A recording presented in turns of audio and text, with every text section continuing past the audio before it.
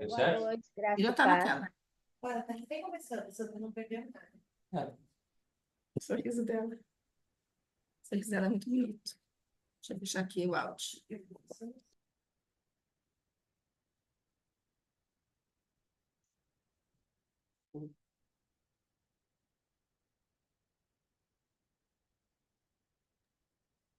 Olá, pessoal, boa noite. Estamos aguardando aqui os irmãos, estamos admitindo aqui as pessoas. Vamos iniciar em 2 minutinhos. Tá bem, graça e paz.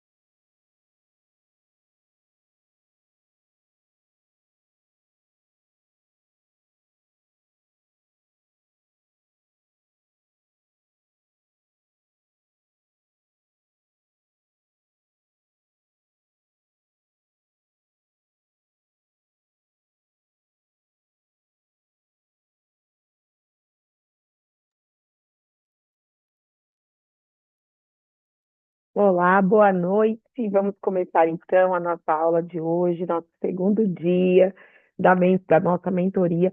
Como foi para vocês ontem? Como foi para vocês a aula? Então, o que que você pôde aproveitar? Você acha que a aula de ontem abriu a sua visão, abriu os seus olhos para coisas importantes em relação à educação das crianças, sejam elas nossos alunos ou os nossos filhos? Então, você pode ir compartilhando também aqui no chat, tá certo? E você pode mandar a sua pergunta aqui pelo chat, que no final a gente responde, tá bom? Então, eu quero começar orando, quero começar declarando a palavra de Deus, declarando a unção de Deus nesse momento. Nós sabemos que educar não é algo que nós fazemos de maneira natural. O mundo educa de maneira natural, mas nós somos educadores do reino de Deus. Nós somos educadores do reino de Deus e por isso nós educamos para o sobrenatural, nós educamos para a eternidade. Isso é muito poderoso, isso é muito precioso e para educar para a eternidade nós dependemos única e exclusivamente do mover de Deus e da unção de Deus derramada sobre a nossa vida, através do Espírito Santo, através de Jesus. Amém? Então, eu quero começar orando, orando por você, pela sua casa, pelos seus alunos. Amém? Senhor, em nome de Jesus, Pai, nesta noite, Senhor, nós colocamos, ó Deus, esta aula diante do Senhor e clamamos, Espírito de Deus, que a tua presença, que a tua graça, Senhor, possam nos conduzir, que o teu Espírito, Senhor Jesus, fale conosco, nos dê luz e nos dê, Senhor, acima de tudo, a revelação da tua palavra, em nome de Jesus. Amém. Amém? Então, agora, nós vamos retomar um pouquinho do que nós falamos ontem para a gente dar prosseguimento, certo? Ontem nós falamos basicamente da definição cristã de educação de acordo com o dicionário Webster, ok? Então, nós vimos que educar é iluminar entendimentos, corrigir comportamentos e formar maneiras e hábitos. Então, nós educamos os nossos filhos trazendo luz, primeiramente, trazendo a luz da palavra de Deus, movendo tudo, seja na nossa casa, ou seja lá na nossa sala de aula, tendo como pressuposto os princípios da palavra de Deus. Eles são a nossa premissa. nós partimos dos princípios e é através deles que nós nos movemos, e aí nós cremos que a luz do Senhor vai se manifestar, a graça de Deus vai se manifestar e a unção do Senhor virá na educação dos nossos filhos e nós vamos ver a diferença, amém? E aí, quando nós trazemos esses princípios, nós corrigimos os comportamentos. Então, não tem como nós corrigirmos comportamentos dos nossos filhos ou dos nossos alunos de maneira natural. Isso não é algo natural, isso é algo puramente espiritual. E depois, os princípios atrelados a essas atitudes, essas correções, através da manutenção de modelos seguros para que os nossos filhos sigam, eles vão gerar hábitos e atitudes de uma pessoa vencedora e glorifica a Deus. E isso é muito poderoso, porque essa é a chave para formar alunos vencedores, mas também filhos vencedores, né? E aí nós falamos de alguns passos importantes que você precisa ter na sua aula para fazer essa intervenção dos princípios dentro da sua programação, no seu caso, quando você é professora. Então, falamos de você trazer objetivos claros, de você colocar pelo menos 3 objetivos dentro do seu programa de ensino. Falamos sobre você também escolher o princípio que mais se adequa àquele conteúdo que você está trabalhando, e aí eu elenquei lá os 9 princípios, e você fazer uma pequena resenha daquilo que você vai trabalhar, para você ter um foco direcionado e se assegurar de que o seu tempo de aula será um espaço destinado apenas para o conhecimento e nada mais. Esse basicamente foi o resumo de ontem. E agora nós vamos, então, continuar falando a respeito dos princípios. E eu quero fazer esse primeiro tempo definindo com você os 9 princípios de governo. Então, nós usamos esses 9 princípios dentro da abordagem que nós praticamos na Escola Videira, que se chama Educação por Princípios. A educação por princípios, ela não é algo novo, ela é algo bíblico, mas ela teve a sua forma como um processo educativo mais ou menos ali nos anos de 1960. Então, ela foi a base ali, durante muito tempo, da educação na nação americana, e aí ela foi formulada como uma teoria de educação pelo Dr. Paul Gelli e foi trazida para o Brasil, né? E hoje nós temos aí as escolas de educação por princípios, e dentre elas nós temos a Escola Videira. A educação por princípios, ela coloca que todo ato de educar, seja ele em casa, através da ação da família, ou seja, na escola, ele tem um tripé que precisa ser observado. Qual é esse tripé? É a filosofia, você pode anotar, é a filosofia, o currículo e a metodologia, certo? Filosofia, currículo e metodologia. A filosofia, ela define o que nós vamos ensinar para os nossos alunos. O que, para que, ou melhor, nós vamos educar. Para que nós educamos?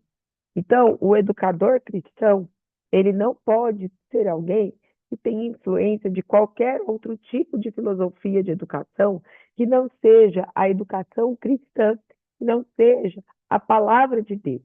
Qualquer filosofia que você deixa entrar na sua mente, ou governar a sua atitude, ou que você leva como uma opinião para a sua vida, qualquer dessas filosofias, elas vão interferir diretamente na prática, na sua prática com as crianças. Então, a sua filosofia de educação, ela define o para que você está educando. Então, você que é educador cristão, para que você está lá como professor? Então, você está lá na sua sala de aula para ter uma carreira, para ter um plano de carreira, para executar a sua profissão, ou você tem ali o para que você está educando é para a glória de Deus. O educador cristão, ele tem essa clareza muito, muito evidente no seu coração. Ele educa para que os seus alunos cumpram o propósito de Deus. Ele educa para que ele mesmo cumpra o propósito de Deus na sua vida. Então, ele sabe que educar é o seu sacerdócio. Ele sabe que educar é o projeto de faz parte do projeto de Deus para a sua vida. Então, ele tem essa clareza. Ele educa para a eternidade. Todo educador cristão, ele tem em vista a eternidade, certo? Então, para que nós educamos? Então, nós educamos para a eternidade. Eu e você exercemos educação tendo em vista a eternidade. Isso é a resposta que você precisa ter no seu papel de professora. Mas e no seu papel de mãe? Para que você educa? Você educa filhos para o mundo? Porque isso é muito comum, nós ouvimos muitos pais falando isso. Não, eu educo meus filhos para o mundo. Isso é um erro. Nós não educamos nossos filhos para o mundo, pelo contrário, nós educamos os nossos filhos para a eternidade. Nós os educamos para que eles sejam vencedores, para que eles cumpram o propósito de Deus. Nós os educamos para que eles desenvolvam o chamado de Deus, para que o caráter de Cristo seja formado na vida deles. Então, nós, como pais, somos é, instrumentos de Deus para formar o caráter de Cristo na vida dos nossos alunos. E, tendo isso em mente, tendo essa clareza, nós vamos educá-los para a eternidade, nada mais que a eternidade. Então, é importante que você, como pai, tenha essa clareza. Quando você responde essa pergunta, do que para que você educa, qual é a sua filosofia, isso vai te blindar. Vai te blindar na sala de aula, porque você vai ligar o seu radar. E quando qualquer tipo de ideologia que seja contrária à sua filosofia aparecer lá como uma proposta pedagógica, aparecer lá disfarçado de um tipo de conteúdo que você tenha que trabalhar com seus alunos, venha disfarçado com um tipo de pauta que às vezes você tenha que tratar ali com os seus pais ou com a sua equipe pedagógica, quando você tem a clareza da filosofia, do para que você educa, você vai se posicionar. Porque é importante você, como professor, saber qual é a sua filosofia, porque a filosofia ela virá acompanhada de um posicionamento. Todo mundo que tem uma filosofia de educação clara é alguém posicionado. Então, se você pegar aí o movimento esquerdista, eles têm uma filosofia muito clara e eles são posicionados na filosofia deles. Eles não aceitam nenhum tipo de influência. Então, a gente tem hoje um sistema educacional que defende o aborto, que defende a desconfiguração da família, que defende a a igualdade lá, a questão do gênero, a igualdade de gênero, que nada tem a ver com a questão dos direitos das mulheres, a gente sabe que não tem nada a ver com isso, mas sim com uma ideologia que desconfigura, que descaracteriza a identidade, como nós falamos ontem, né? Esses dias eu estava vendo uma educadora esquerdista, ela sendo a favor do Hamas. Você acha que isso tem cabimento? Hamas é um grupo terrorista. E o argumento que ela deu quando ela foi entrevistada, quando o jornalista fez a pergunta para ela, mas você defende um grupo terrorista que mata crianças assadas no forno, na frente dos pais, e você defende, você acha que está tudo bem? Ela disse assim, não, ué, se o oprimido, a, a resistência do oprimido, a violência que o oprimido tem para ir contra a sua opressão, ela é legítima. Olha que engano. E essa educadora, ela trabalha na USP, então ela forma outros educadores que vão sair das universidades pensando como ela. E que esses educadores são os que vão escrever as propostas de ensino, são esses educadores que vão redigir os livros didáticos e vão chegar na sua sala de aula para você trabalhar. Então, você precisa, a gente sabe que isso tudo é um sistema mundano e o sistema mundano ele é completamente maligno, ele é completamente avesso a Deus, completamente destrutivo. E aí vem a pergunta: como é que nós, como pais ou professores, primeiramente, eu estou aqui direcionando a você que é professor, como que você vai se posicionar diante disso? A esquerda, ela é completamente posicionada ao ponto de defender defender terrorismo. E nós, que somos cristãos, que somos detentores, você tem a verdade habitando dentro de você. Nós somos detentores da verdade, sim, porque nós temos a verdade morando em nós. Jesus é a verdade e ele habita dentro de mim e dentro de você. Então você é um ministro da verdade. E como que você, ministro da verdade, como é que você vai se posicionar na sua sala de aula quando tudo isso chegar para você? Então, olha só, hoje a gente realiza o projeto de contação de histórias. As irmãs que vão contar histórias, elas precisam de uma autorização da diretora, muitas vezes dos pais, para entrar na escola, para contar as histórias, né? E trabalhar ali, ensinar os princípios para as crianças que estão na escola. Mas você, nós que somos professores, nós já estamos dentro da escola. Você já está dentro da sala de aula. E você precisa ter clareza que o fato de você estar lá não é apenas para ensinar, e sim para você cumprir o propósito de Deus. E como é que você cumpre o propósito de Deus sem posicionamento?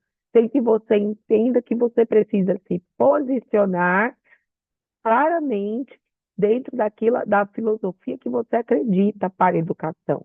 Então, a sua filosofia de educação define o para que você educa. Então, a pedagogia de Paulo Freire, ela educa para o oprimido. E olha só a coincidência, ela executa a pedagogia do oprimido, que mantém a pessoa mais oprimida e que justifica todo tipo de levante do oprimido para ele sair da sua opressão. É uma coisa louca, é uma coisa completamente louca. Ela está atrelada a uma política completamente assistencialista, onde as pessoas são acostumadas a dar, a receber. Então, ela descaracteriza totalmente o valor do trabalho, o valor da conquista, o valor do esforço, o valor do mérito, de você conseguir algo pelo seu mérito, pelo seu trabalho, pelo seu esforço. Isso é muito sério, porque gera uma mentalidade, como que um vencedor, como que eu posso educar uma pessoa vencedora debaixo desse jugo, desse tipo de pedagogia? Essa pedagogia não vai produzir nada, nada. Pelo contrário, só vai reproduzir uma pessoa passiva, só vai reproduzir uma pessoa acostumada a receber com zero produtividade, né? E aí vai perpetuar um legado de escassez, de miséria e de opressão. O sistema educacional de hoje, ele educa para esse tipo de educação. Mas e nós, educadores cristãos? Como é que nós vamos começar a combater isso? Quando nós começamos a ter claro qual é a nossa filosofia de educação. E a nossa filosofia, ela é pautada em Jesus. A Bíblia fala, foi para a liberdade que o Filho vos libertou. Foi para a liberdade que Jesus nos libertou. Nós somos livres em Jesus. A Bíblia nos educa para nós sermos livres. Tem uma frase de um jornalista britânico, ele não é crente, né? Ele é apenas um jornalista, ele se denota ateu. E a frase dele, tem uma frase dele que é assim: é impossível escravizar um povo que lê a Bíblia. Ou seja, o próprio ateu reconhece que a palavra de Deus, alguém que lê a palavra de Deus, é impossível de ser escravizado. Por quê? A primeira coisa que a palavra de Deus faz dentro de nós é libertar. Então, você, como professor, não pode ser escravo do sistema. Você não pode ser escravo de um currículo pronto. Você não pode ser escravo de uma pedagogia que está pautada numa filosofia mundana, anticristã, esquerdista, que desconstrói a pessoa e que tira dela a chance de evoluir na vida, a chance de ser um vencedor. Como educadores cristãos, nós não estamos à mercê de uma pedagogia que defende o feminismo, que defende o aborto, que defende o menosprezo ao trabalho, né? Nós não somos. Todas essas políticas, todos esses movimentos, eles tornam as pessoas escravas.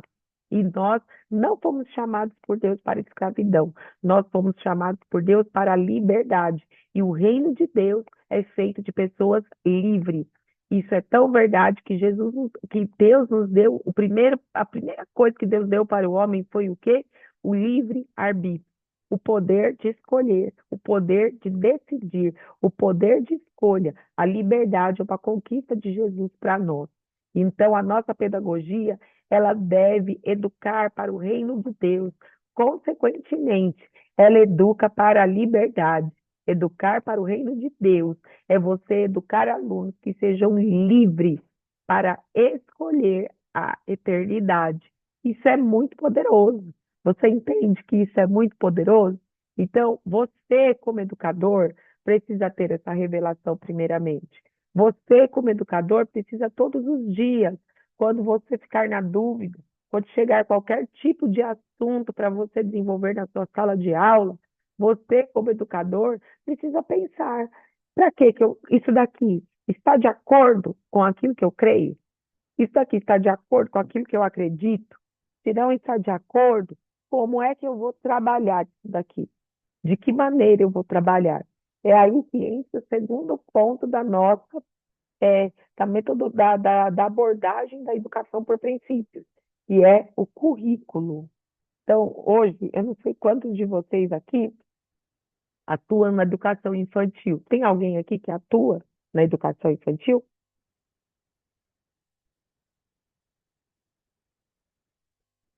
Bem, Eu, atua, Rosilda? Ok. Então, olha só. Na educação infantil, hoje, nós temos a BNCC. A BNCC, ela estabelece todos os critérios para a educação, de todo o ciclo, né? Educação infantil, ensino fundamental, ensino médio. Mas especificamente da educação infantil, a BNCC, ela coloca lá as competências e as habilidades e os campos de conhecimento que a criança precisa, pelos quais o professor precisa passar. Então, a gente tem lá escuta, fala, pensamento, imaginação, o eu, o outro e o nós, traços, sons, cores e formas, espaço, tempo, relações e transformações, corpo, gestos e movimento. Esses são os 5 campos de experiência da BNCC. E aí, ela elenca os objetivos, as competências e as habilidades. Mas você já observou que ela não traz o conteúdo que precisa ser trabalhado? Ela traz o que você tem que atingir, mas ela não fala o que é que você tem que trabalhar. Olha que coisa mais incoerente. E aí, isso não é um erro, isso é proposital. Por quê? Porque, olha só, deixa eu só aceitar aqui um pessoal que está entrando.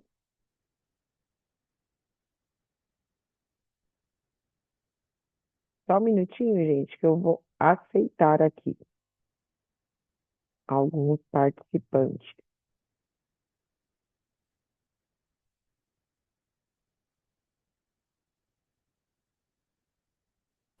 A uva.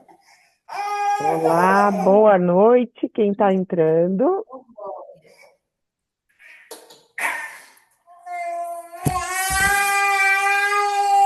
Eu vou pedir para você que está entrando mutar o seu microfone, por favor. Prontinho.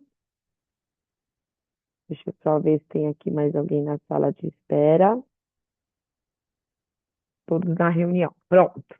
Então, olha só, isso é proposital. Então, quando eu tiro do professor o que ele vai trabalhar com o aluno, eu tiro o alicerce, eu descaracterizo o papel da escola. Lembra que eu disse ontem que a escola é um espaço para o conhecimento, que a escola é um lugar para o aprendizado? Quando eu tiro do professor o conteúdo que ele tem que ensinar, o conteúdo, ele é a pista de corrida, o conteúdo é a pista de corrida, ele é o currículo escolar. O conteúdo, ele está composto ali no currículo.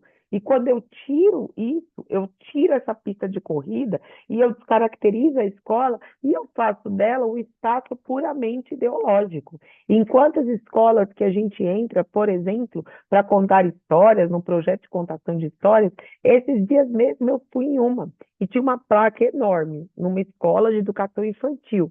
Aqui o seu nome social é bem-vindo. Aqui o seu nome social é aceito. Sejam todos bem-vindos.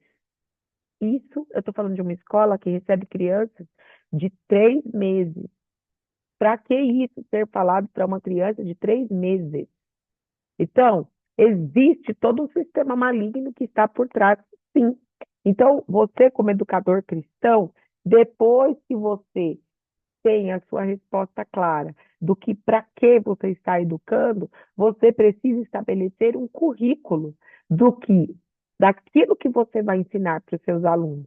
O que você vai ensinar para eles? O que é que você vai ensinar no primeiro bimestre, no segundo bimestre, no terceiro e no quarto bimestre? Isso seja para a educação infantil, seja para o ensino fundamental e seja ou para o ensino médio. Esse currículo, ele vai te proteger. E ali no currículo, você olhar vai ser criterioso para definir apenas o que é conteúdo, o que é conhecimento.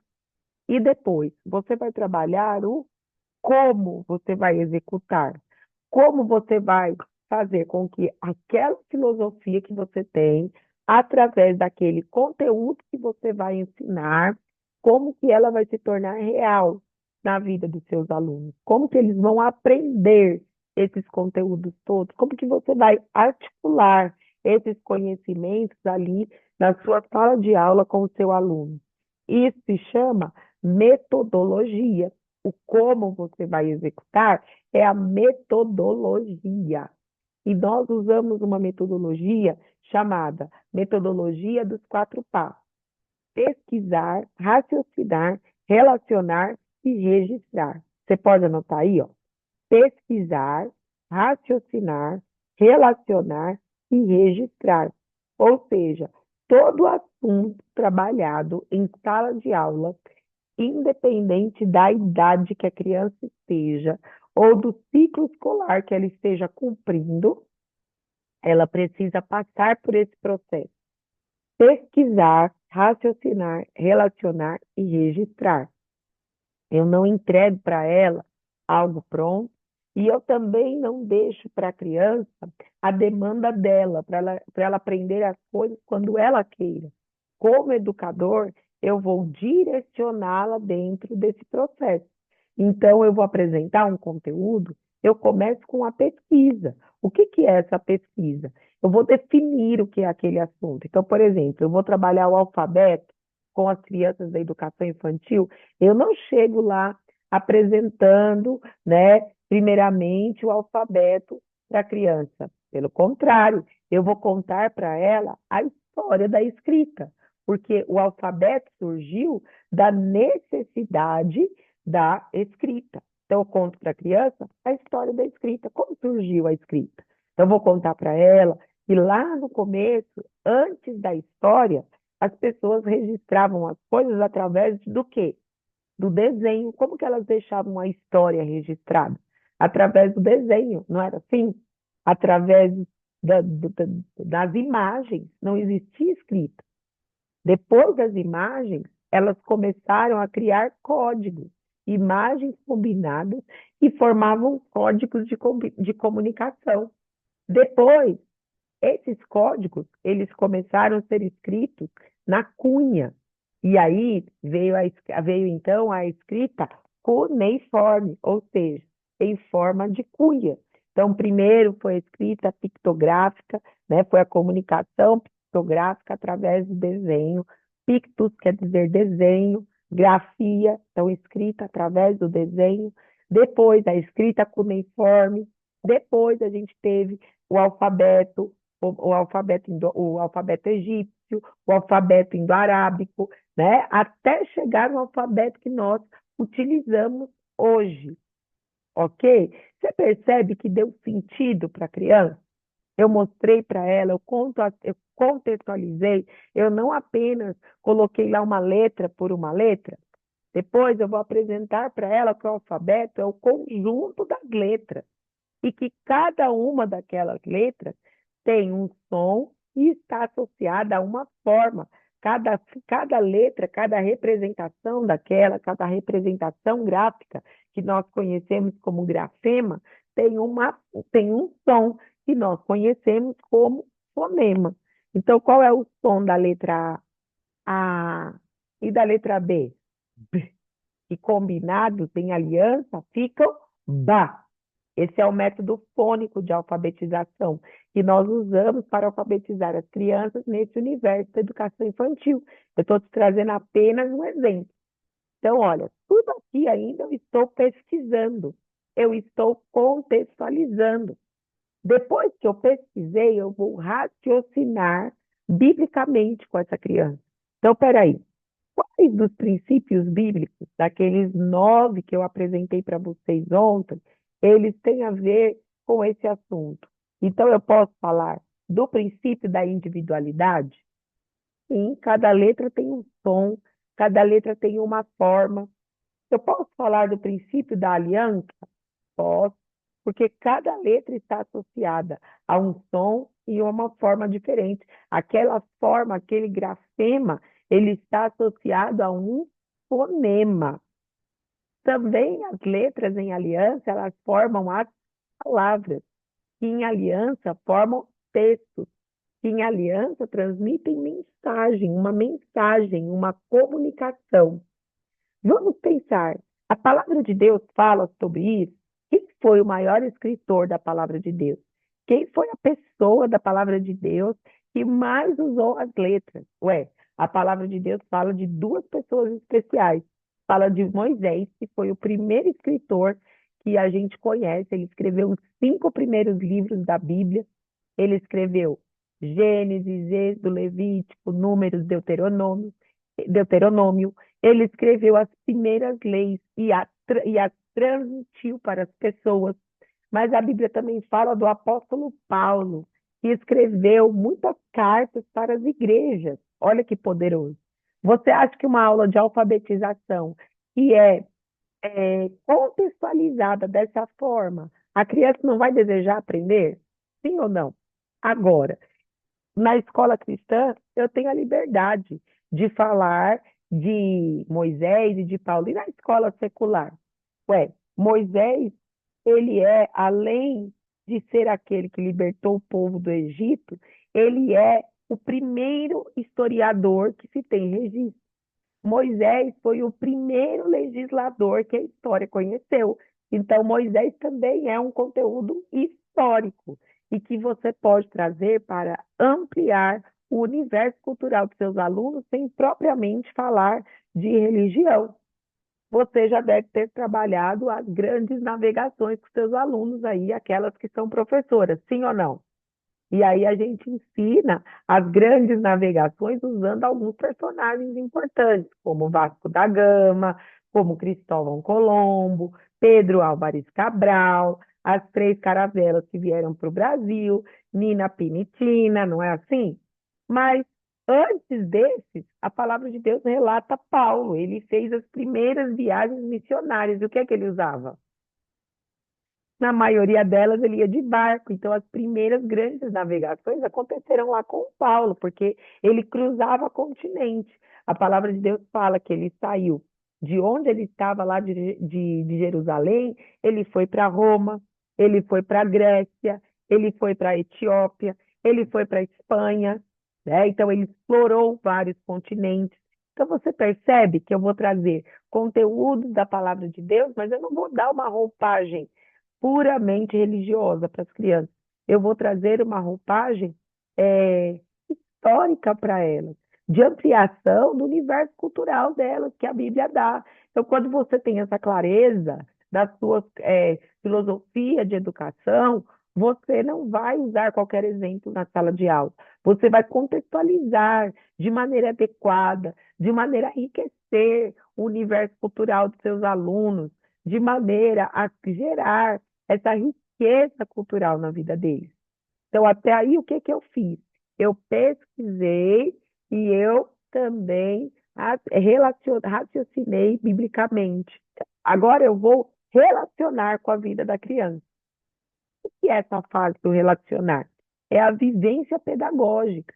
É você trazer para ele a importância daquele conteúdo que ele está trabalhando. Nós temos alguns índices que são alarmantes nessa geração. Então, por exemplo, essa geração agora, que a gente fala que é a geração midiática, né?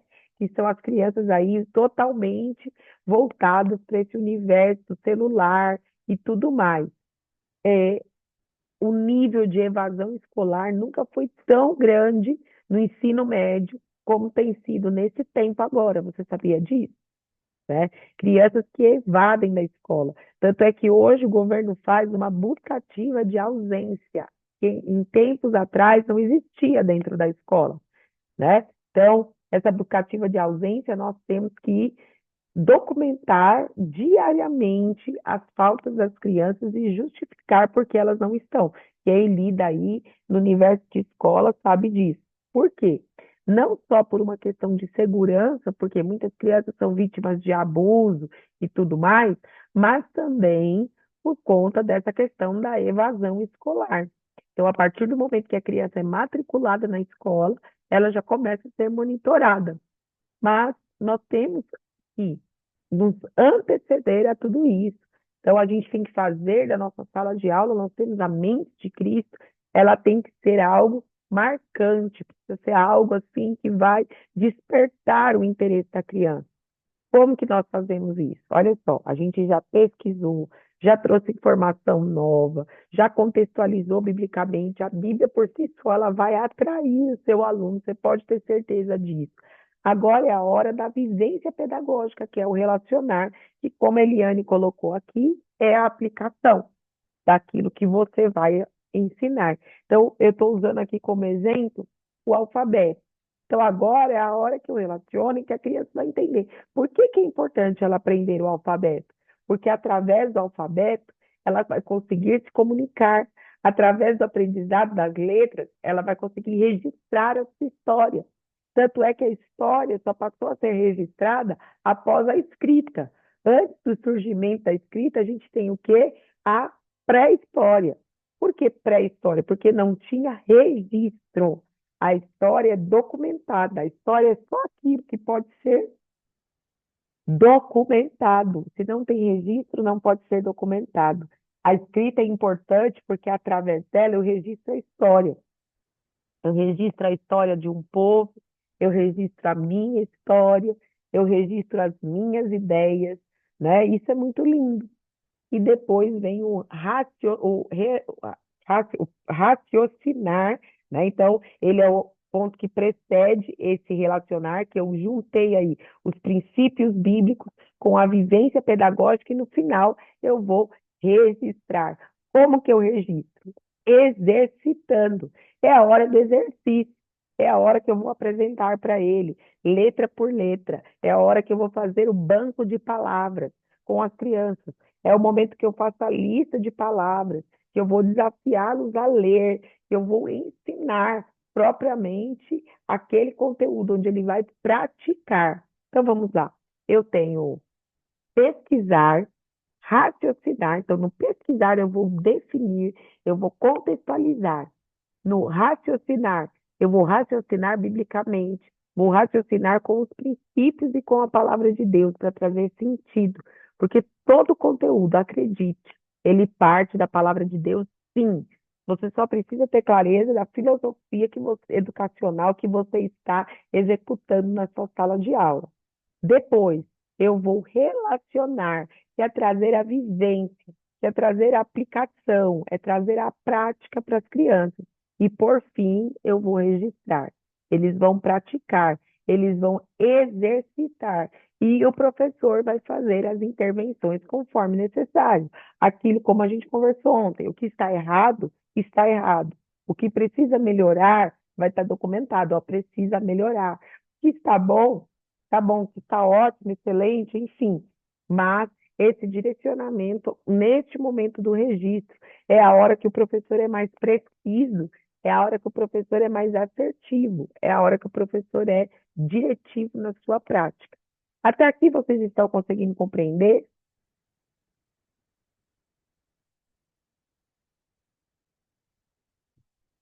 Tá claro até aqui?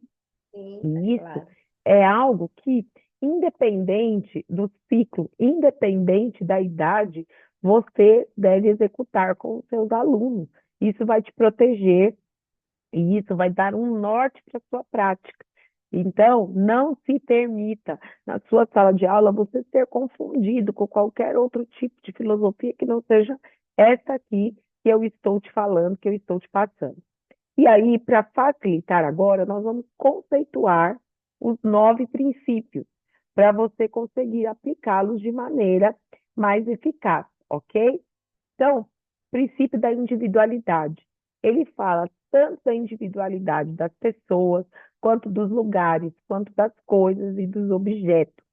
Mas, especificamente, esse princípio ele está muito associado à identidade, ok? Então, quando eu falo da individualidade, eu estou falando das características únicas da pessoa, do ser ou do lugar. Então, quando eu falo da individualidade de um povo, eu estou falando da identidade daquele povo. Então, um exemplo, quando eu vou trabalhar, por exemplo, aí o conteúdo que os professores estão, né, e muita gente me manda mensagem, fala, pastor, como eu vou trabalhar cultura afro com meu aluno sem falar de religião, né? Então, você vai usar como base o princípio da individualidade, que vai te remeter à identidade de um povo. E a identidade, para eu trabalhar identidade, eu não preciso entrar nos aspectos religiosos, ok? Eu vou falar da identidade, da constituição daquele povo, das origens daquele povo, né? As origens, a história daquele povo que fez com que ele vivesse da forma como ele vive hoje, por exemplo. Então, é muito mais abrangente. O segundo princípio é a mordomia. A mordomia fala de você desenvolver o senso de cuidado. Então, quando eu vou falar, por exemplo, de educação financeira, que é um assunto agora a ser trabalhado nas escolas, em breve eu vou lançar um livro de educação financeira para as crianças. Já está no forno. Estou escrevendo com meu cunhado, que ele é especialista em educação financeira, e nós estamos elaborando um material aí bem legal para as crianças, em cima dos 9 princípios.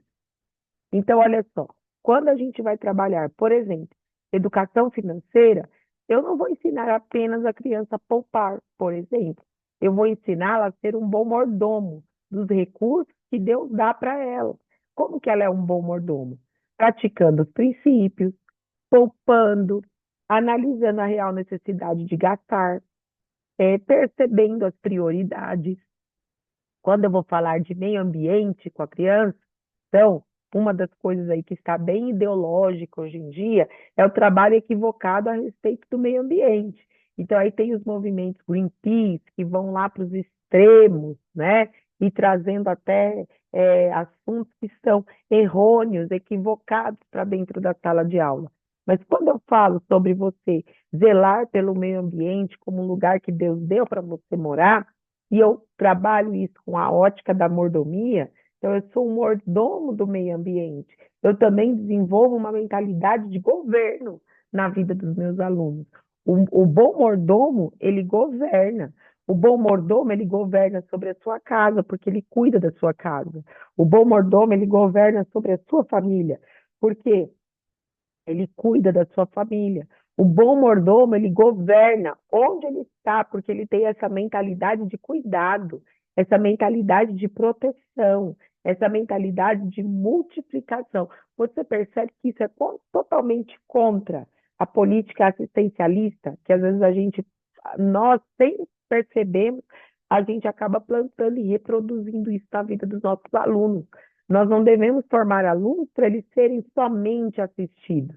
Ser assistido numa determinada necessidade por um determinado momento até faz parte da vida, mas isso não pode ser a nossa história, ok? Nós temos que ser bons mordomos para nós termos sucesso. Os bons mordomos têm sucesso. Quem foi o primeiro mordomo? Adão. Adão foi o primeiro mordomo. Ele cuidava, ele tinha que cuidar do jardim, ele tinha que dar nome aos animais. Tudo aquilo ali era dele. Quando eu ensino, por exemplo, um aluno de ensino médio, eu não sei se alguém aqui é professor do ensino médio, mas quando eu ensino um aluno, por exemplo, do ensino médio a desenvolver a mordomia, eu estou preparando esse aluno para o mercado de trabalho. Ele vai chegar lá no mundo do trabalho como alguém que tem uma mentalidade intraempreendedor. Ele vai ser um empreendedor na empresa, no estágio. O que é que vai acontecer com ele? Automaticamente ele vai se destacar dos demais. Automaticamente ele vai ser aquele que vai ter a promoção, ele vai ser aquele que vai se destacar dos demais funcionários da empresa. Então você percebe como os princípios eles fazem diferença na vida? Ele vai ser aquele, o bom mordomo é aquele que chega mais cedo e sai depois. O bom mordomo é aquele que vai fazer a medida além, e por isso ele vai ser promovido, por isso ele vai ganhar mais. Então, eu ensino uma maneira de viver. Quando eu ensino, por exemplo, uma criança de educação infantil a ser um bom mordomo, eu estou ensinando, por exemplo, a cuidar do seu corpo, a cuidar dos seus materiais. Ela vai desenvolver um hábito de vida de cuidado, de organização, que vai fazer dela uma pessoa próspera, um adolescente diferenciado que não tem parte com a preguiça, por exemplo. Então, esses princípios, eles não alteram só a minha sala de aula, eles alteram o meu estilo de vida e o tipo de pessoa que eu quero formar através da minha ação na sala de aula com os meus alunos, ok? O outro princípio é o autogoverno. Como que nós ensinamos o autogoverno? A palavra de Deus fala que alguém que não tem autogoverno, essa pessoa é como uma cidade sem muros. Ou seja, ela fala o que quer, na hora que quer, como quer e da maneira que quer. Então a gente vê aí esses movimentos, essas passeatas, né, onde as pessoas, principalmente as feministas, com aquele biotipo, né, de feminista, que é o pelo embaixo do braço, cabelo despenteado, piercing por todo o rosto. Olha, irmã, as pessoas são livres para fazer o que elas quiserem. Elas só não podem usar da liberdade delas para estabelecer um padrão de comportamento que uma minoria segue e que não é isso. Nós não educamos para uma minoria, como eu falei. Nós educamos para a liberdade. Então, quando eu ensino, essa mesma pessoa que fala o que quer e age do jeito que quer, na hora que quer, é a pessoa que está na fila do Bolsa Família, muitas vezes porque não consegue parar emprego. É a pessoa que está lá dependendo de um benefício do governo porque não estudou. E não é que ela não estudou porque não teve oportunidade. Ela não estudou porque ela não teve decência para aproveitar a sua oportunidade. Então, na vida, nós não falamos o que queremos. Na vida, nós precisamos executar, nós precisamos sim ser pessoas que têm autogoverno. Você não se relaciona com as pessoas falando o que quer na hora que quer, do jeito que pensa. Você tem que ter o filtro da decência, o filtro da moral, o filtro dos princípios, a decência, a moral, os princípios. E para nós que somos cristãos, que nascemos de novo, que temos uma nova natureza, o filtro do caráter de Cristo, tudo isso tem que ser considerado antes de eu fazer qualquer tipo de escolha, ou antes de eu fazer qualquer tipo de colocação ou de falar qualquer coisa. Então, uma pessoa que tem autogoverno, ela é uma pessoa produtiva, ela é uma pessoa que consegue, por exemplo, trabalhar em equipe. E hoje, no mercado de trabalho, aquele que não trabalha em equipe, que não sabe trabalhar em equipe, ele não tem colocação no mercado de trabalho. Então, esses dias eu estava vendo um outro jornalista fazendo entrevista na pessoa que lá fazendo a passeata do pessoal da esquerda. Agora, na questão da prefeitura, nessa questão toda política. E aí o jornalista perguntando, uma profissão, o que é que você faz? Você sabe qual era a grande maioria? O que a grande maioria era? Desempregado. Porque uma posição ideológica vai te levar fixo a uma ideia que vai te produzir que vai te produzir ali aquele universo, aquele mundo, aquela coisa ali, apenas para você. Então, o autogoverno liberta. O autogoverno traz senso de responsabilidade. O autogoverno vai produzir o senso de equipe. O autogoverno vai trazer um senso de adequação à criança. Então, quando eu tenho uma criança lá na escola e eu estabeleço, por exemplo, uma rotina da classe, e a criança precisa respeitar aquela rotina da classe, respeitar os horários propostos pela professora, eu estou ensinando autogoverno através da prática. Quando eu estou na sala de aula com o meu adolescente e eu coloco um crivo de que ele não pode falar o que quer, na hora que ele quer, nem da forma que ele quer, quando eu coloco para ele um padrão de roupa, um padrão de comportamento, um padrão de conduta, eu estou ensinando autogoverno e eu estou produzindo uma pessoa que futuramente ela será bem-sucedida. Pegue a biografia das pessoas de sucesso, de pessoas bem-sucedidas. Todas elas tiveram um modelo de educação na sua infância, na sua adolescência, que priorizou o autogoverno. É você ter a capacidade de pensar antes de agir, a capacidade de pensar antes de falar. Agora, deixa eu te falar. Você, toda vez que você para pensar antes de agir, a psicologia chama isso de ponderação, ok? E a ponderação, ela é sempre feita em cima de um juízo de valor. Então, se a sua, qual que tem que ser o alicerce? Qual deve ser, então, o alicerce da sua ponderação? Precisa ser a palavra de Deus, precisa ser o caráter de Jesus. Você precisa considerar o homem espiritual que você é. Você não é uma pessoa natural, você é um ser puramente espiritual. E isso precisa ser considerado na hora de você ponderar. Então, o autogoverno e o domínio próprio, como alguém colocou aqui na pergunta, sim, autogoverno está relacionado ao fruto do espírito, né? Então, o autogoverno é uma parte do fruto do espírito. E quando eu exerço o fruto do espírito na minha vida, eu sou capaz de praticar o autogoverno, ok? Então, eu vou trabalhar lá com a criança. Claro que ela ainda não tem o fruto do espírito na vida dela, mas à medida que eu ensino essa maneira de viver, à medida que eu exercito nela essa maneira de viver, o autogoverno se torna uma realidade na sua vida. Então, nós não precisamos, é muito mais difícil formar o autogoverno na idade adulta. Quanto antes eu ensino, antes eu colho o fruto. Amém? O outro princípio é semeadura e colheita. Tudo aquilo que o homem semear, certamente ele colherá. Então, o que é que eu preciso trazer para o meu aluno nesse momento? Que todas as nossas atitudes, elas são como sementes e elas vão produzir um tipo de resultado. Toda conduta, toda ação, ela vai produzir uma reação. Então, a reação que eu desejo colher, eu preciso considerar qual é a semente que eu estou plantando.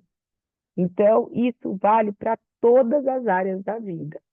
O próximo é aliança. Fala do princípio da unidade, do princípio de você considerar, né, as cadeias de unidade para formar tudo. Então, por exemplo, numa aula de biologia, você vai ensinar sobre o DNA. O que é o DNA? É o ácido desoxirribonucleico. Você lembra disso lá na escola? E ele é formado por cadeias de proteína: aglutina, timina, citosina e guanina. Você lembra disso que você estudou na escola? E tudo isso está elencado em perfeita aliança para dar as características exatamente do seu ser, do jeito que você é. O seu DNA, todas essas construções, todas essas cadeias de proteína, tudo isso está perfeitamente ajustado para te dar as suas características, para fazer de você um ser único. Então, a gente consegue perceber a relação de aliança, por exemplo, na biologia. Nós também temos a aliança na matemática. Quando você pega lá, como que eu chego à hipotenusa? A soma dos quadrados dos catetos. Eu tenho o quê? A hipotenusa. Ou seja, eu preciso da aliança disso para eu chegar num denominador lá, na hipotenusa. A relação de aliança entre os números para compor as multiplicações, né? Dentro da história, quando você estuda, como nós falamos ontem, as guerras, as alianças entre os povos, para se defender nos tempos de guerra, por exemplo, as alianças dentro das relações políticas para desenvolver ou para requerer um bem comum. A aliança dentro da língua portuguesa, quando você faz lá uma análise sintática, por exemplo, que você vai encontrar dentro da mesma oração a função sintática de cada palavra. Então, sujeito, predicado, predicativo do sujeito, objeto direto, objeto indireto, verbo de ligação, né? Verbo transitivo, verbo intransitivo, verbo transitivo direto, verbo transitivo indireto. Quer dizer, todas essas palavras sintaticamente em aliança, elas vão produzir, vão dar origem à gramática, que bem conhecida e bem interpretada, vão produzir um bom entendimento da língua portuguesa, que é a língua através da qual nós nos comunicamos. Você percebe que os princípios estão em toda parte? Está abrindo a sua mente esse raciocínio com os princípios, né? Quando nós falamos, por exemplo, dos princípios, do princípio da aliança dentro da geografia. Então, a aliança dentro das características climáticas de um tipo de clima, por exemplo, para produzir o equilíbrio. Ou quando você pega o globo terrestre, cada parte do globo tem um tipo de clima. E aí, quando eu observo o todo, nós vemos que essa diversidade climática, ela é essencialmente, né? Ela é essencial para produzir o equilíbrio da temperatura do nosso planeta, senão a gente morreria. Olha que coisa poderosa, né? E assim você vai raciocinando, não tem limite para você raciocinar. Eu estou trazendo apenas aqui alguns exemplos. O caráter, né? O próximo princípio, o princípio do caráter. Gente, eu já estou falando há 1 hora, mas hoje eu vou seguir sem intervalo, tá ok? Porque eu estou com medo da minha voz dar fim nela. Então eu vou seguir a live sem intervalo. Tudo bem para vocês? Tudo bem. Então vamos lá, o princípio do caráter. Então, olha que coisa mais incrível. O que que é o caráter? O que que é esse princípio do caráter? O caráter é a definição da pessoa. O que a pessoa é a sua escala de valores, é aquilo que ela tem como, através das suas experiências de vida, é aquilo que ela define como certo, como errado, e que vai nortear as suas atitudes para o resto da sua vida. Caráter também pode ser definido como uma marca de alguém. Então, todo o conteúdo que você vai usar na sala de aula é só uma desculpa para você formar o caráter daquele aluno. Todo o conteúdo que você vai fazer, todas as articulações que você vai desenvolver na sua sala de aula, elas são apenas desculpas para você formar o caráter desse aluno. Isso é muito importante. O princípio da soberania. A gente parte do princípio de que existe um ser soberano que arquitetou todas as coisas. E aí eu quero desafiar você a estudar a teoria do design inteligente. E também tem um cientista israelense e ele atestou, ele provou que existe a assinatura de Deus no DNA de todos os seres vivos, animais, plantas, pessoas. Então, olha que engraçado. Ele estudando a cadeia de DNA, ele viu que toda a cadeia de DNA ela é formada por oxigênio, carbono e hidrogênio. Quando ele pega a composição desses elementos e ele coloca as letras das composições, referentes às composições desses elementos, e associa essas letras a números do alfabeto hebraico, a números, né, do código numérico hebraico. Cada número no hebraico está associado a uma letra do alfabeto hebraico, certo? Essas letras, você sabe, juntando todas elas, qual é a mensagem que dá? Deus eterno dentro de si. Então, na cadeia de DNA de todo ser humano tem a assinatura de Deus. Deus eterno dentro de si. Então, existe um ser superior que arquitetou todas as coisas. Quando a gente pega, por exemplo, a teoria do design inteligente, que é a teoria base, né, que contradiz aí o criacionismo. O criacionismo não, a teoria da evolução, que fala, né, que tudo foi evoluindo. Não, não tem como. Quando você pega, por exemplo, a bactéria, que é o ser mais simples de todos, é o ser menos complexo, e você estuda a constituição de uma bactéria, automaticamente você já descarta a possibilidade dela ter vindo de uma explosão. Ela precisava ter sido arquitetada. Quando os cientistas estudam essa constituição da bactéria, não tem como ela ter evoluído de nada. Não dá, não existe essa possibilidade. Então, alguém precisou ter arquitetado, alguém precisou ter pensado. Quando você pensa na cadeia alimentar, né? Então, você vê lá todo o ciclo de alimentação, alguém precisou ter pensado nisso. Quando você pega o equilíbrio da Terra, pensa bem, a Terra é uma esfera achatada nos polos que gira em torno do seu próprio eixo. E aí, nos seus polos, a gente tem gelo. E entre os polos, a gente tem uma diferença climática arquitetadamente pensada e projetada para receber a intensidade de raio solar concernente com o seu clima, para que tudo isso junto produza um equilíbrio. Como que isso pode ter sido fruto do acaso? Não dá. Isso foi pensado, isso foi desenhado, foi sistematicamente arquitetado. Quando a gente pega o livro de Isaías, né, a gente vê da Idade Média cientistas heliocentristas, né? E os que diziam que o Sol era o centro da Terra, era o centro do universo, e outros que diziam que a Terra era o centro do universo e que a Terra era plana. E quantos morreram porque falaram que a Terra não era plana? Quantos foram jogados na Inquisição porque diziam que a Terra não era plana? Mas quando a gente lê o livro de Isaías, que foi escrito cerca de 700 anos antes de Jesus nascer, e a gente pega a teoria, e esses cientistas vieram na Idade Média, ou seja, a Idade Média, gente, foi mais ou menos 1000 anos para frente. O que que a gente fala? Olha só, Isaías já estava dizendo que a Terra e toda a sua circunferência estava nas mãos de Deus. Ou seja, o próprio profeta Isaías já estava falando que a terra era redonda. Bastava ter lido a Bíblia, que o povo não teria morrido da Inquisição.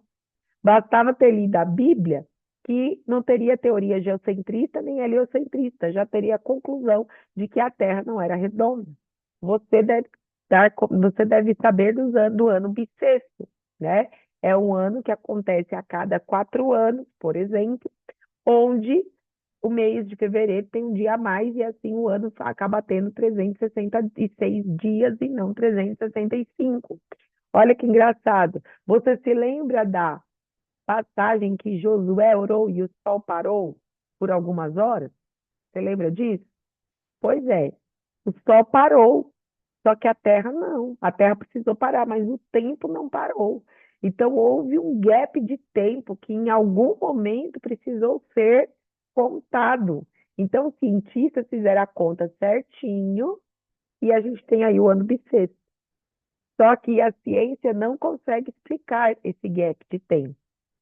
Nós conseguimos explicar.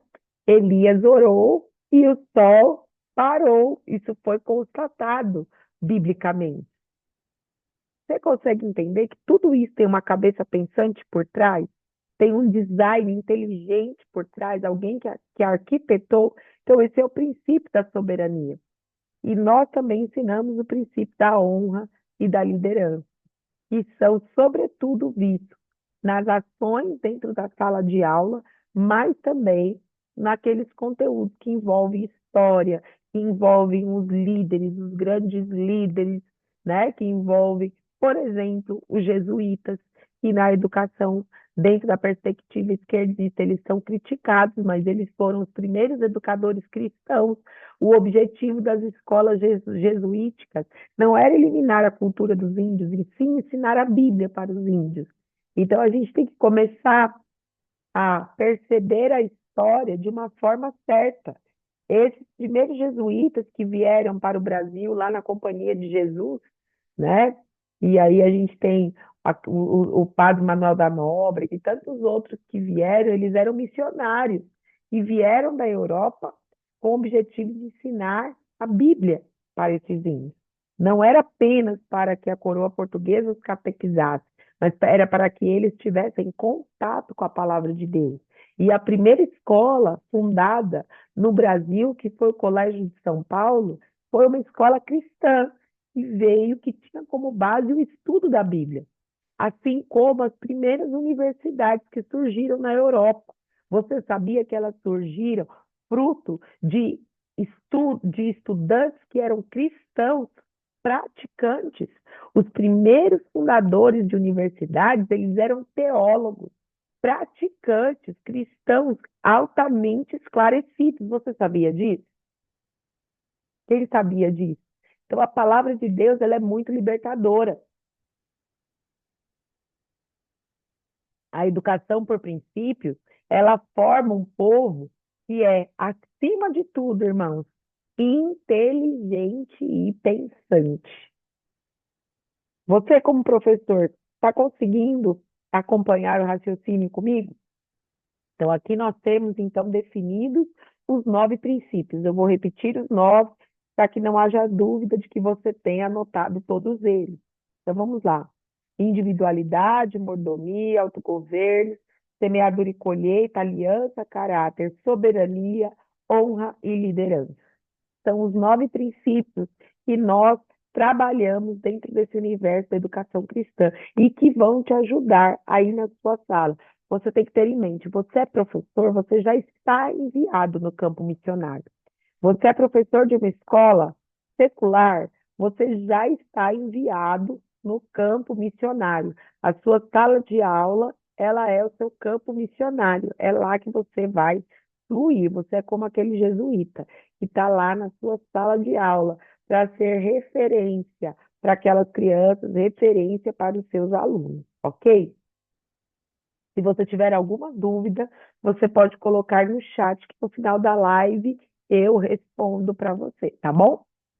E agora, continuando, depois que você, como professor, teve essa clareza, você consegue agora perceber como é possível você articular o seu currículo escolar para combater todas essas ideologias mundanas, macabras, terríveis, destrutivas que o diabo tem colocado através dos processos educativos. Você consegue perceber que é possível, né? Você agora tem uma clareza. Isso é possível através do seu entendimento, do, da definição correta de educação. Isso é possível através da sua compreensão acerca da filosofia de educação que você vai executar, da clareza de um currículo escolar que você deve estabelecer, dessa metodologia que vai priorizar o raciocínio, que vai priorizar o direcionamento do professor, que vai priorizar, né, a correção, os padrões, a verdade, o modelo, né?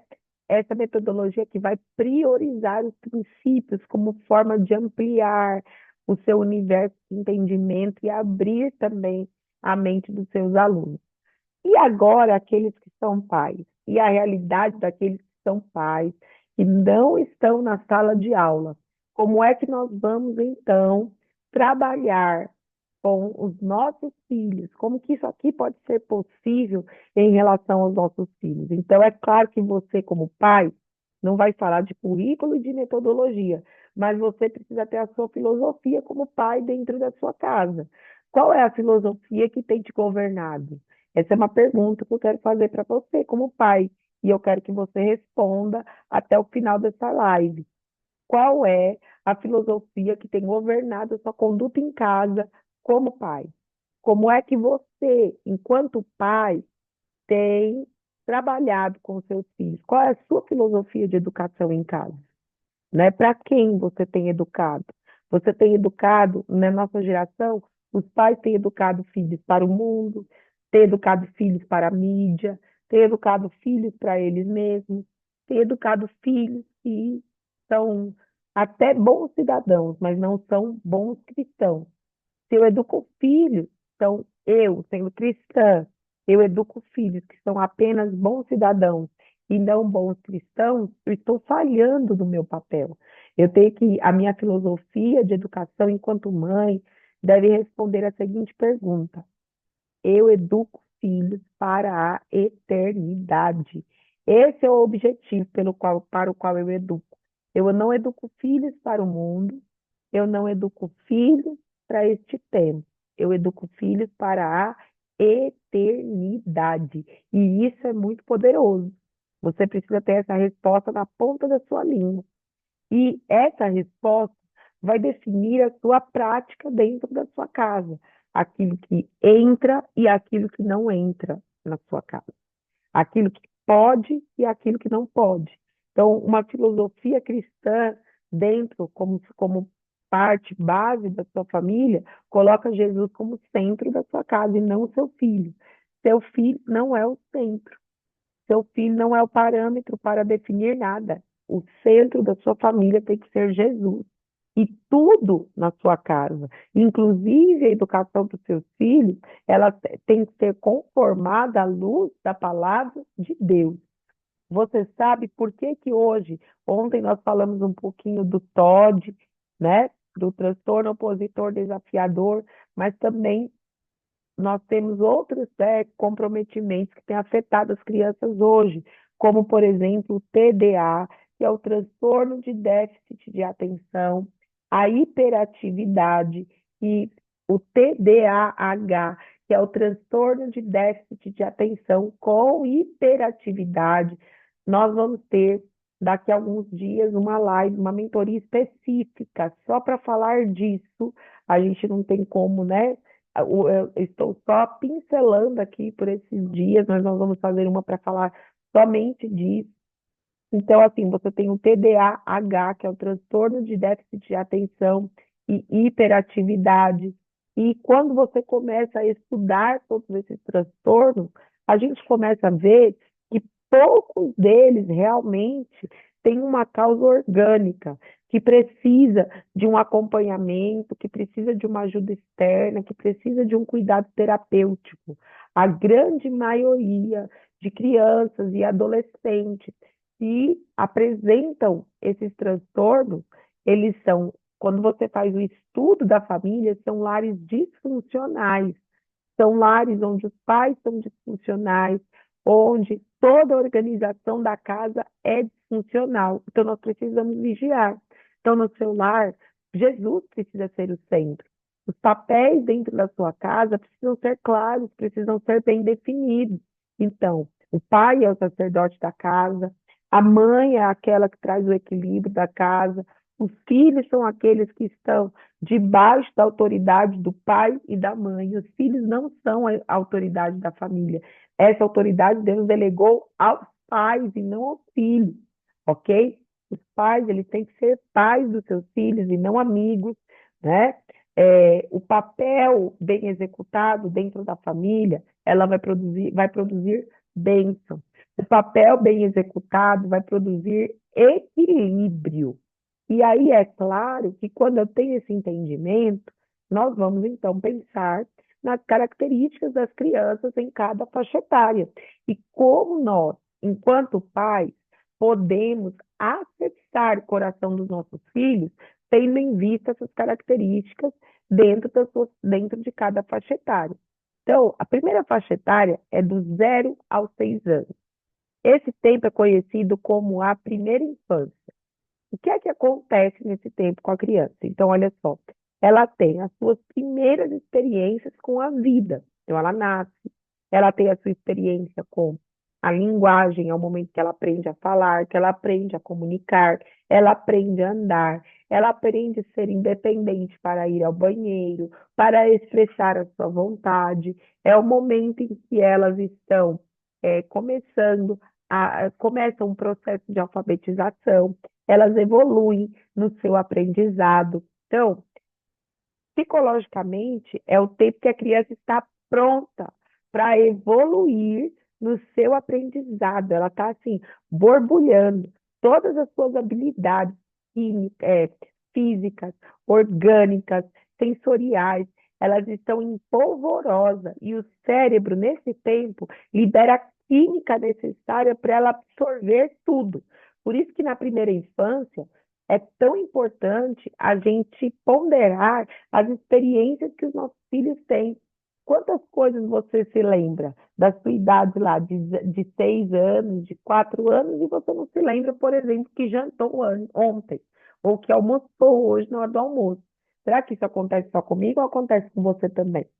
Porque tudo que se vive na primeira infância é muito intenso, porque o corpo, o cérebro, a química da criança está preparada, está predisposta para o aprendizado, né? Então, este é o momento. Como é que você acessa o coração do seu filho nessa idade? Você acessa trazendo modelo. Todas as vezes que você apresenta um modelo, a criança vai assimilar o que você está ensinando.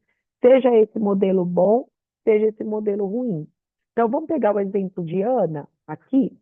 A Bíblia fala que Ana deu seu filho para o profeta Eli, mas ela foi a primeira referência dele. Ela plantou os primeiros princípios. Ela ensinou que o templo era lugar de sacerdote. Ela foi a primeira a dizer para Samuel que ele tinha sido escolhido por Deus. Ela foi a primeira a plantar a palavra de Deus no coração de Samuel. Por isso ele se tornou quem ele se tornou. Muitas vezes, como pais, a gente quer fazer o inverso. A gente quer se eximir da nossa responsabilidade e passar para outro, passar para a igreja, passar para o líder de célula, passar para a escola.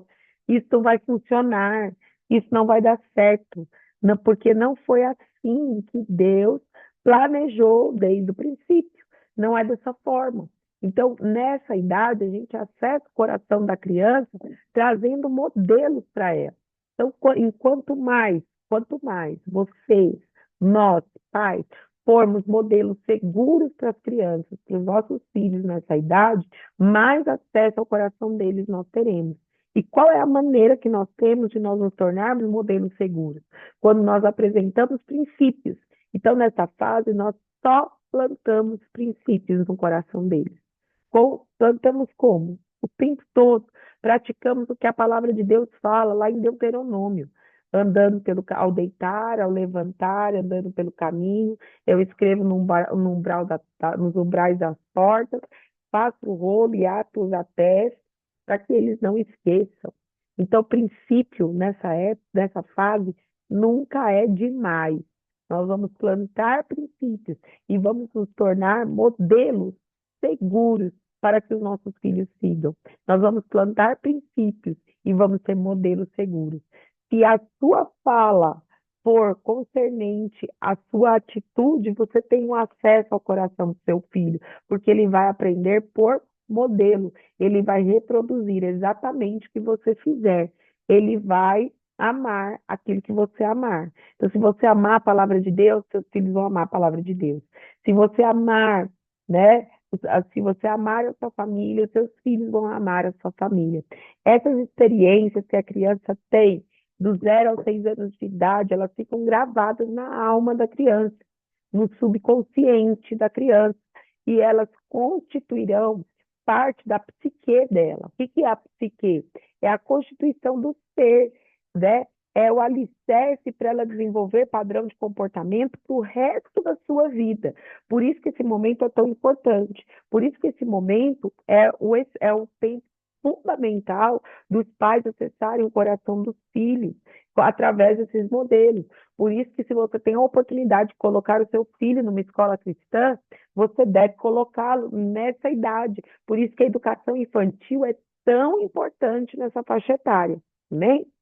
Depois, nós temos a infância. A infância, ela vai dos 6 anos, 11 meses e 29 dias. É o tempo de duração da infância. No momento da infância, a criança ela precisa de princípios, ela precisa de modelos, mas ela tem uma terceira coisa, uma terceira necessidade aqui que é fundamental. Ela precisa aprender a raciocinar da causa para o efeito. Ela precisa entender que determinada atitude vai produzir uma consequência. Quando eu mostro a consequência para a criança, eu acesso o coração dela. Você deve ter percebido que a criança de 6, 7 anos, ela vive na idade dos porquês, né? Então, até os 6 anos, aquilo que é visual, aquilo que é modelo, só aquilo que é concreto, me dá o acesso ao coração dela. Se eu, até os 6 anos, se eu viver o que eu falo, se eu mostrar um modelo seguro, se eu ensinar princípios para ela, eu tenho acesso ao coração do meu filho, eu capturo o coração dele. Mas a partir dos 6 anos, ele precisa ver o resultado daquilo que eu estou ensinando. Ele precisa perceber a causa e o efeito das coisas. Ele precisa ter os porquês respondidos. E eles precisam ter padrões de comportamento. Então, é nessa hora que eu coloco limite, que mais do que nunca eu estabeleço limite para os meus filhos. Quando eu estabeleço limite, a criança de 6 a 10 anos, ela se sente segura, ela desenvolve confiança nos pais e ela entrega o coração. Um pai que não ensina limite para os seus filhos, principalmente nessa idade, ele não consegue acessar o coração dele para mais nada. Então, estabeleça limites seguros. Quando você coloca limite, você ensina da causa para o efeito. E aí você tem o acesso ao coração dele. Sem limites, sem acesso ao coração. Então, aqui, o não vai fazer muito bem. A criança vai entender o limite como amor. Ela entende o limite como ela interpreta o limite como ela sendo amada. Olha que importante. E depois, na adolescência? A adolescência ela começa aos 11 anos e ela vai mais ou menos até os 17 anos, ok? Depois, aos 18 anos, já é juventude, né? Já é um jovem, ele já tem que estar apto para viver a vida adulta, tanto é que ele se torna maior de idade e é responsável pelos seus atos agora, ok? Então, essa adolescência é a fase da preparação. Então, eu tenho coração, como é que eu sei que eu tenho coração no meu filho na adolescência? Quando eu consigo influenciá-lo. Na adolescência, nós lideramos através da influência. Quem influencia te lidera. Então, se você consegue influenciar o seu filho, é porque você está liderando ele. E automaticamente é porque você tem o coração dele, ok? Então, como você acessa o coração do adolescente? Através do diálogo. O acesso e a influência é através do diálogo. Então, percebe, cada coisa tem seu tempo. De 0 a 6 anos, eu dou um modelo. De 6 a 10 anos, eu coloco limite e ensino a pensar na causa para o efeito. A partir dos 11 anos, eu dialogo e influencio. Essas são as pontes de acesso ao coração da criança e do adolescente. De 0 a 6 anos, eu planto princípios. De 6 a 10 anos, eu raciocino em cima dos princípios. E, a partir da adolescência, todos os princípios que eu ensinei até os 10 anos, eles vão se consolidar para formar o caráter. Por isso que a influência dos pais é tão importante na adolescência. Porque todos os princípios, todos os ensinos, todas as influências que essa criança tiver, ela vai se consolidar e vai formar o caráter. Vai ser o que ele será na vida adulta, ok? Então, quando a gente pensa nisso, é impossível nós executarmos uma educação passiva. Como pais cristãos, jamais nós podemos ser passivos na educação dos nossos filhos. Jesus nos confiou a paternidade, né, e a maternidade para que nós sejamos ativos. E eu quero ler com você um versículo que está lá em 2 Timóteo 1:7, diz assim: pois Deus não nos deu um espírito de covardia, mas de poder, de amor e de domínio. Então, você tem um espírito de poder, de amor e de domínio, você não tem um espírito de covardia. Amém? Se aproprie de todas essas verdades, se aproprie de tudo isso que eu estou te falando e vá. Assuma o seu papel como educador cristão, assuma o seu papel como pai e seja bem-sucedido em tudo que você fizer. Amém? Então, agora eu quero deixar um tempo. Você que tem alguma dúvida, você pode colocar aqui no chat que eu vou te responder. Ou você pode abrir o seu microfone para facilitar. Você pode abrir o seu microfone e perguntar.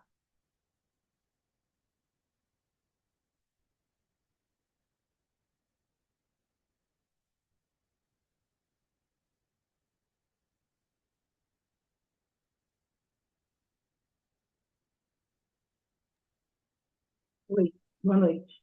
Boa noite.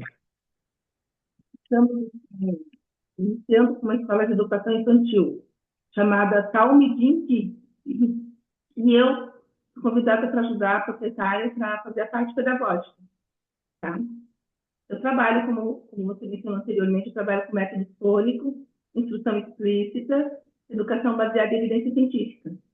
Tenho me preparado através dos cursos que eu tenho feito dessa forma. Mas eu sou alfabetizadora, trabalho no município com o primeiro ano, né? E quinto. E eu não estou sabendo como abordar essas coisas na educação infantil. Eu sei trabalhar com consciência fonológica, enfim, toda aquela parte da abordagem fônica. Mas quando eu perguntei para você ontem, e eu queria ouvir mais, não que ontem você me respondeu o que eu precisei, mas eu gostaria de saber mais sobre educação clássica na educação infantil, ou aquilo que você me falou ontem. Você tem aquele livro do trilho, né? Como trabalhar as habilidades da BNCC. Mas eu penso, por não trabalhar, por não ter experiência na educação infantil, como colocar tudo isso que você nos passou hoje lá na educação infantil. Por exemplo, eu tenho maternal 1, as crianças são muito pequenininhas, né? Um pouco tempo de atenção. Enfim, eu sei que sempre a gente conta história, a gente trabalha com alguns jogos que a gente monta na sala, mas eu me sinto completamente despreparada para ajudar essa irmã que é empresária e teria coragem de alugar um ambiente maravilhoso e abrir uma escola e ainda tem poucos alunos. Não é a escola videira da nossa igreja, da nossa cidade, é uma escola particular de uma irmã que é empreendedora. E eu gostaria muito de ouvir de você, de repente, uma outra live, um outro conteúdo específico para a educação infantil. Porque o que eu aprendi lá na Neurosaber, com aqueles cursos que a Luciana Brito oferece, eu estou com dificuldade de encaixar lá na educação infantil, porque as professoras não entendem que tem que trabalhar rima, literação, elas não entendem, e é muito tempo também para passar com as crianças. Consegue me entender, Pro? Sim, claro.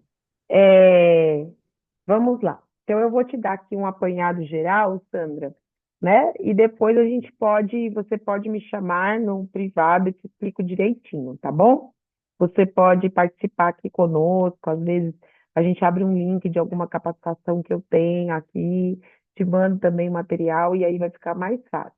Mas em linhas gerais, educação infantil, tudo isso que eu estou falando, você vai fazer através da vivência pedagógica, né? Como eu falei, o professor, ele é um currículo vivo dentro da sala. Então, como que ele vai ensinar princípios? Vivendo princípios com as crianças. Como que ele vai ensinar a respeito do autogoverno, por exemplo? Tendo um exemplo de autogoverno para as crianças. Então, como eu coloquei, a gente vai trabalhar, por exemplo, o nome, com a criança lá de 2 anos. Ela vai conhecer o nome. Antes de eu trazer o nome e apresentar o nome para ela, a gente vai trazer quem ela é, a origem dela. Eu vou mostrar que ela é alguém que tem uma identidade, que é amada de Deus, que aquele nome foi escolhido pela sua família como um presente para ela. Eu vou trabalhar a sua individualidade e eu vou mostrar que aquele nome representa a individualidade dela. Depois ela vai reconhecer o nome, depois ela vai fazer a associação do nome, o crachá do nome e tudo mais. como que eu vou associar isso biblicamente, por exemplo? Eu vou dizer que Deus nos chama pelo nome, né? O Senhor nos conhece, Ele nos chama, então o Senhor a conhece, Ele a chama pelo seu próprio nome, porque ela é amada. Então, tudo tem a ver com a prática, tudo tem a ver com esse trato. Então, cada conteúdo ali que vai ser trabalhado, eles são uma oportunidade de viabilizar esses princípios através da vida do professor cheio. Como que o professor vai preparar isso? Através do plano de aula. Ele já tem que prever essas ações no seu plano de aula. É uma ação intencional do professor. Tudo é planejado, não tem nada improvisado. Todas as ações do professor na sala de aula, elas devem ser intencionais. Mas a gente pode conversar mais sobre isso. Muito obrigada. Eu até sugiro, se você quiser fazer um curso livre para nós, porque a gente aprende aqueles outros cursos fora, mas com a sua experiência, né? Como você falou da escola, das 11 mil crianças em Diadema, ouvindo as histórias, é muito importante. Claro, eu faço muitas coisas desses últimos 10 anos que têm a ver com, bem de encontro com o que você nos ensinou ontem e hoje. Mas você pegar uma escola particular que quer fazer um nome dentro da cidade e é confessional, é uma bênção. Só que você tem que, eu tenho que aprender a fazer isso profissionalmente, né? Aprendi A gente vai ter. o líder Kids há mais de quase 20 anos.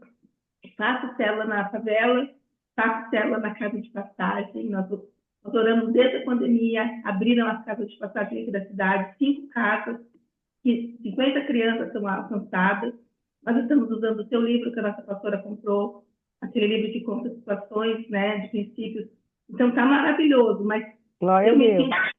sinto profissionalizada, de forma profissional, para poder delegar para as irmãs que estão trabalhando lá, entende? Ok. A gente vai lançar um curso em cima do plano de curso para educação infantil, uma live mentoriada assim. Só aguardar que Sim. nós estamos preparando, tá bom? Obrigada. Ok. E sim, todas as lives ficarão gravadas, vocês vão receber. Depois a gente está editando direitinho, porque tem aqui os intervalos, os cortes, algumas coisas, e depois vocês vão receber esse material, tá certo? Mais alguém quer fazer alguma pergunta?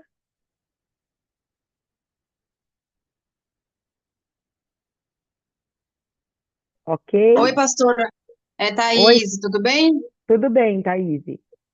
Então, eu estou em Londrina, eu sou líder de célula de criança desde 2016 e agora estou fazendo pedagogia. Que bênção. Comprei seu livro, Contos Clássicos, né? Contação de histórias. Isso, E conseguimos uma escola municipal para começar amanhã. que bênção. São 211 alunos pela manhã e 219 pela tarde, Olha só. certo? Londrina nunca fez isso. Será a É a primeira de pastora muitas. Verônica. Amém. É a pastora Verônica. Então, vai eu, a pastora Verônica, amanhã e mais uma outra irmã. Então, assim, tem uma parte lá que você fala na declaração. Vamos começar pelo patinho feio, né? O mais simples, visual simples. É do P4, de 4 anos até o quinto ano. Sim. Tem uma parte que você fala assim: vamos declarar, fomos formados pelo Criador. Você acha que nessa hora a gente tem que ter uma evitar falar criador para a gente conhecer a área. Que dica você me dá? Porque amanhã é nosso primeiro dia. Bom, a gente, assim, eu não conheço a escola, mas nesse semestre especificamente, a gente está com muita resistência, isso em vários lugares do Brasil, tá? Aqui também. E, então, assim, eu vou falar, a gente que está aqui na região sul e sudeste é o lugar da resistência. Então, a gente tem que Hum, ter um pouquinho mais de cuidado. Então, eu vou te dar a dica que eu usei quando eu trabalhei essa história. Eu falei, olha, vamos fazer uma repetição. Você foi criado de maneira única e especial. E aí tem até uma musiquinha que a gente canta que é Eu fui criado de maneira única e especial, e especial. Eu fui criado de maneira única e especial e especial. O que que eu vou te pedir, irmã? Você entre em contato comigo pelo Instagram que eu te passo a gravação dessa musiquinha para você cantar com eles, tá bom? Ai, que ótimo, pastora. Obrigada. Então, amanhã eu vou começar assim, mais leve, para sondar o ambiente, né? Conhecer a Isso. escola. Não usa o termo criador. Não Ministra uso. a vida deles, declara que eles são amados. Deixa eu te falar, na escola mais resistente que a gente entrou aqui, com essa história, a líder estava a ponto de desistir de tanta resistência que era. E ela foi dar aula. Na hora que ela cantou a música, o menino falou: Nossa, tia, tem uma luz na sua cabeça, deve ser Deus. Então, Ai, assim, gente. o princípio que você liberar lá, Thaís, vai transmitir Jesus. Onde Paulo não podia falar, ele levantou um altar para o Deus desconhecido e as pessoas salvaram. Então você é um Amém. instrumento de salvação. Você vai entrar lá, a vida de Deus é com você. E a hora que você abrir a sua boca, mesmo você não podendo falar de Deus, você vai transferir esse amor e essa unção e as crianças serão marcadas. Amém, pastora. Eu vou te chamar lá então, viu? Obrigada. Boa Nada, Deus noite. abençoe, viu?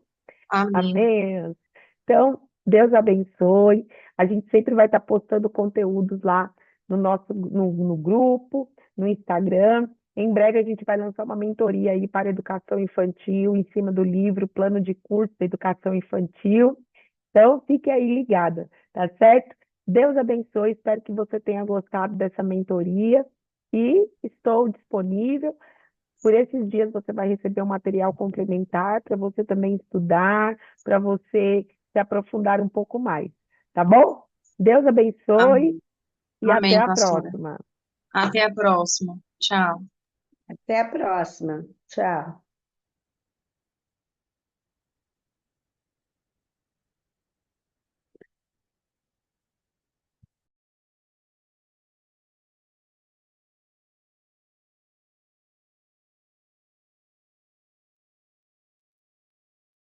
Uhum.